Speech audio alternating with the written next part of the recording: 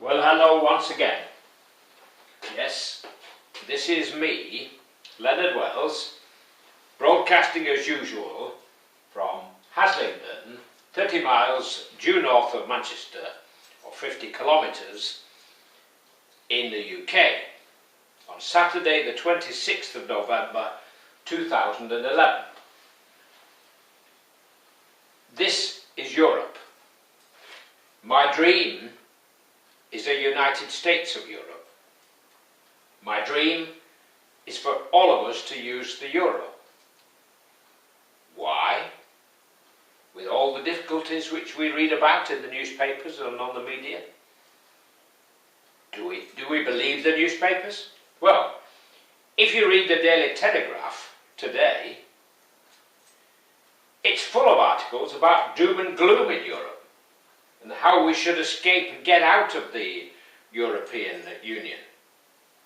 Well, let's go back to when it was first formed in the 1950s. Our representative fell about laughing when they started to try and bring together France and Germany in the iron and coal and steel community. He walked out and said it would never work. Well, he was proved a little bit wrong. Well, all these doom and gloom Eurosceptics are also wrong. In the last few days, Michael Heseltine, no less, who was at one time a cabinet minister, a Tory cabinet minister for that, says that Britain will one day use the euro. Well, he is one of the few Tories who have a long-term vision. Most Tories have a short-term vision. This is why they wreck everything and get everything wrong. They wrecked Britain's railways. We had a very good railway system, and thanks to the Tories, they scrapped over a third of it, left many places with no railway or possibility of getting to a railway at all. And they're proposing to spend 30 billion on a high-speed train, which we don't need. That 30 billion should go on the present railway system. Bring that up to date first. Don't rush ahead. We've got trains in the north of England and in Scotland still running on with ancient diesel rail cars from 20, 30 years old. It's absolutely disgraceful, really, when you think about it, that we invented the railways and we gave railways to the world. Now, I support the euro, and I support Michael Heseltine's prophecy, and I've been saying it for a long time,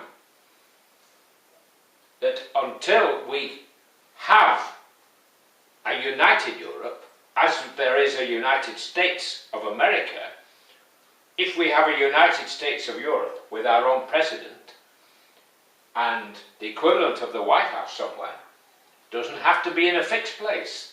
It could be for 5 years in London, 5 years in Paris, 5 years in Berlin, 5 years in Warsaw, and so on, 5 years in Bucharest. Why not? The reason the United States is the greatest power on earth is because, first of all, it's a united country. Second, it has a single currency. If we go back, as these people, these Eurosceptics and people in the Daily Telegraph, and don't forget the Daily Telegraph was run at one time by a guy who's currently serving jail in America for fraud. Forget his name, but anyway, you know the guy. The United States of America is so powerful. Can you imagine if all the states in America used a different currency? That's what the founding fathers wanted, a different currency for every state. They printed their own. Well, if we go back to that, it won't make life any easier. All this business that they keep quoting about, oh, you can lower your interest rates, or you can devalue your currency, and so on. All that happens when you devalue your currency is the price of imports go up, and then eventually you have to raise interest rates. And it's a kick in the teeth for your competitors and neighbours. Well, if we all same currency, life gets an awful lot easier, and people like banks don't end up making a fortune out of changing currencies. And in addition, the speculators find it a lot more difficult to speculate on different currencies. A lot of this talk that's going around now about the euro is from people who make money out of speculating that other people's currencies will collapse or fall or increase in value or whatever. They want more things to gamble on, but don't listen to them. Read the Daily Telegraph if you like, but don't forget that where they're coming from. They're coming from the point of view that we should get out of Europe. Well, if they still think we're a powerful country, they should think again, because we're not. As part of a united Europe, then we're powerful. And a united Europe where we don't have 12-hour queues at Heathrow to show our passports, or any queues for that matter, because if we're in the Schengen Agreement, you can get on a train at St Pancras and go anywhere you like without having to show a passport.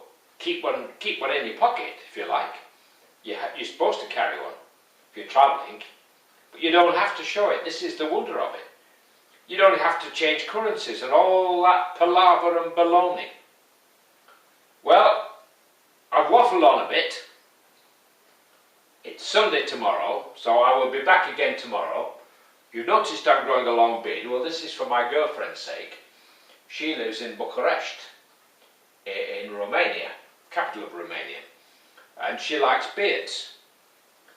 Don't ask me why, but she does, so I'm growing one. Why not? Makes it a lot easier than shaving or trimming it or whatever, so I'm growing it long.